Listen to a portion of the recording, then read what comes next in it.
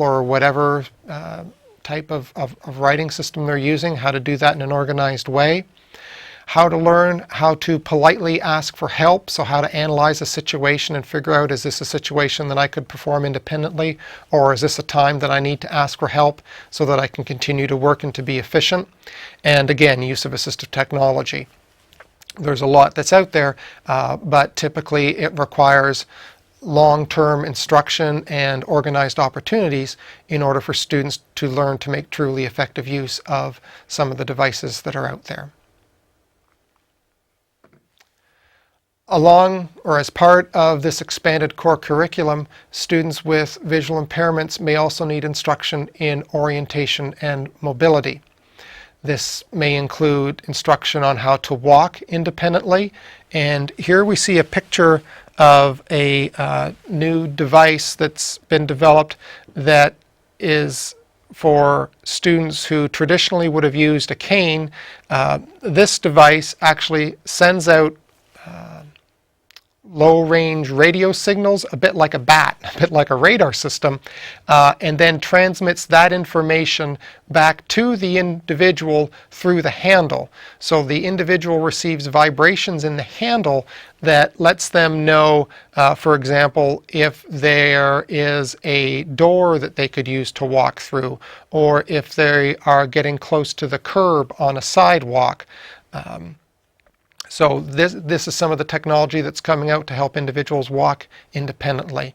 There's also a lot of technology coming out now for individuals with visual impairments to help them travel more independently. So just as you have a GPS system in your car possibly, there are now GPS systems that individuals who are blind can use to walk down a city street and get feedback on how close they are to a desired location or on a particular route that they need to follow. So again, some very exciting things going on, but chances are excellent that individuals will need independent focused instruction on how to make use of these technologies. Some of the other areas in which individuals with visual impairments may need instruction and feedback is the importance of facial expressions while interacting with other individuals. So the importance of attending to the person who is talking, so directing your gaze to the individual who's speaking.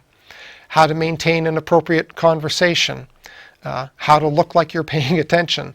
So there are times when individuals who have visual impairments have developed mannerisms, possibly moving their head in a particular way, that because they do not typically see how other people react to that, they may not have a sense of how these mannerisms are seen by other people.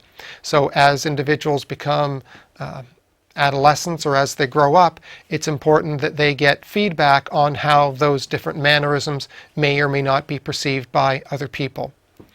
Individuals with visual impairments may also need explicit instruction in how to develop and maintain friendships.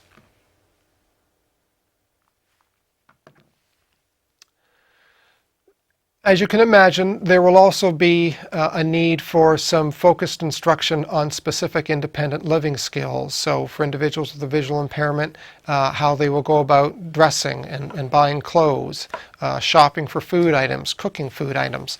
Typically, this wouldn't be part of your responsibility as a general education teacher. I just, in a sense, wanted to make you aware of all the different curriculum areas that may be of importance for these students and the competitiveness, or at least the struggle there will be to find enough time in the school day to address all of these needs. Happily, typically there is a vision support teacher who will be available to assist you in adapting the general education curriculum for use for the student with visual impairment, and who typically takes primary responsibility for the instruction in some of these more specialized areas.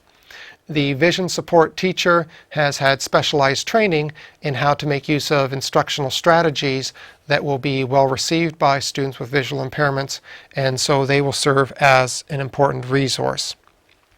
It's also not unusual that an individual with a severe visual impairment would have a one-to-one aide that would accompany them for at least part of the day. So again, that's another important resource, and typically the vision support teacher would work with you in providing instruction for the expected roles and responsibilities of the one-to-one aide. At this point, I'd like to play a brief video clip from a vision support teacher talking a little bit about the services and supports that a general education teacher can expect from a vision support teacher. It is not unusual for a regular education teacher to feel a little overwhelmed when they hear that they're getting a student with a visual impairment or a blind student. And I will say this, just relax, and your vision support teacher will be there to guide you and help you with the student. You don't need to learn Braille. You don't need to learn all the specifics. That's what the vision teacher is there for. But the important thing, I will say, is to be open, allow enough planning time, or allow some time to plan with your vision support teacher. Organization is key for the student and for the support teachers who are working with a student. It's important to provide some space for the additional staff who might be coming in and working with the student in your room. The student will be either using large print materials or Braille materials, both of which are large. So it's really important to have enough tabletop space and storage space for the materials. So the vision teacher will work closely with you, and you can work out a place where you can have storage, and the best place for the student to sit, whether it's away from the windows, because windows there may be too much glare. Where to place the equipment. The vision teacher will be able to answer all those questions and to help you set up your classroom. So again, the vision support teacher will be very aware that this is probably the first time you've worked with a student who has low vision or who is blind, and will be more than willing to try and provide you with the resources and the supports that you need in order to make this a successful educational experience. If there is a one-to-one aide with the child, just a few things to keep in mind. Really the goal is that as quickly as possible the child move on to become as independent as possible. So some things to think about. One of the responsibilities of the one-to-one aide should be to try and set up the child's workspace for maximum independence.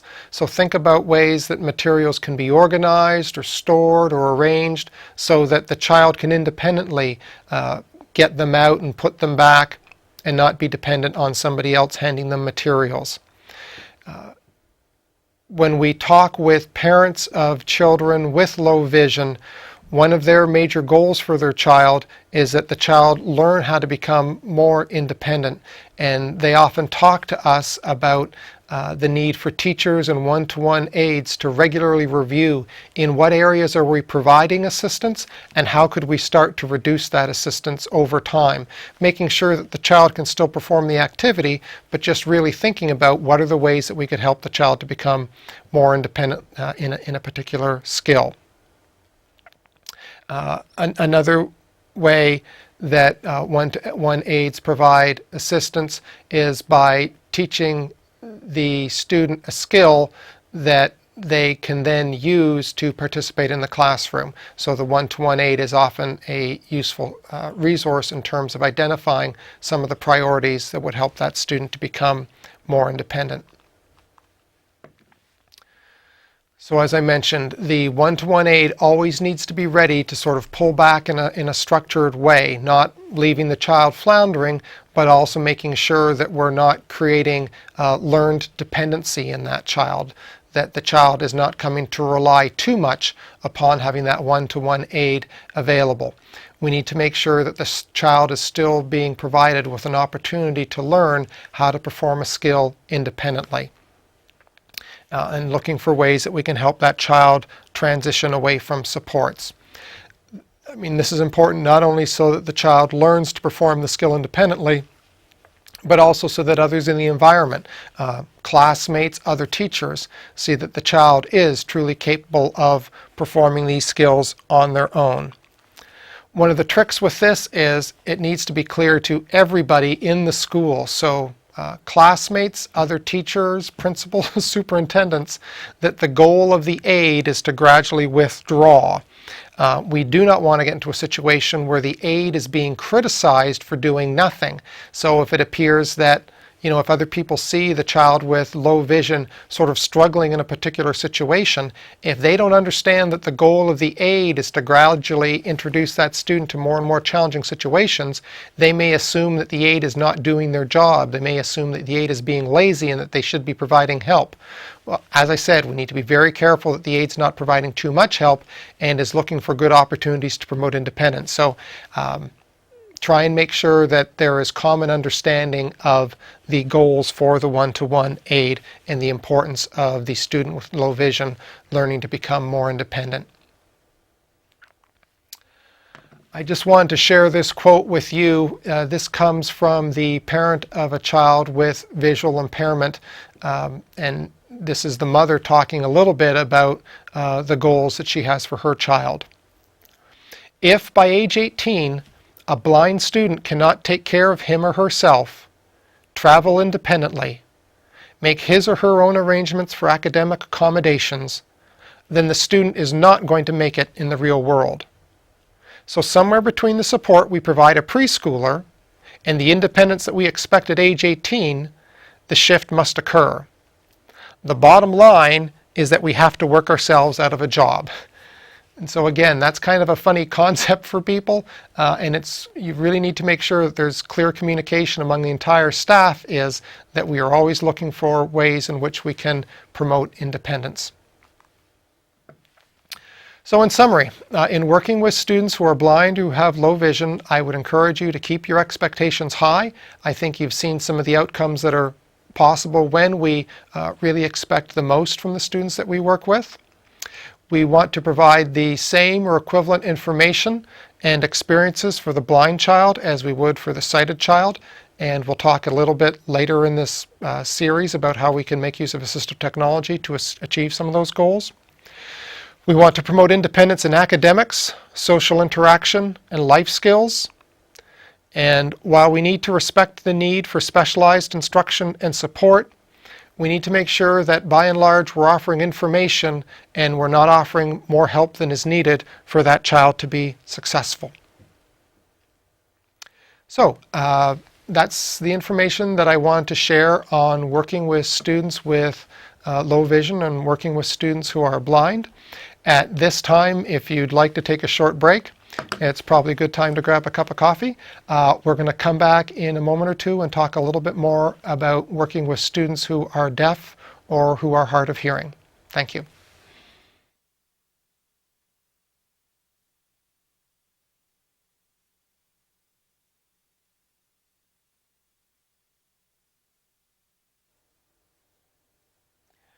We're now going to talk a little bit about providing instruction for students who are deaf or hard of hearing. I'd like to start by sharing a videotape of a young child interacting with his mother while reading a children's book. Both of these individuals have a severe hearing loss. They will be making use of both signed language and speech while interacting with each other. So we'll take a look at that videotape now.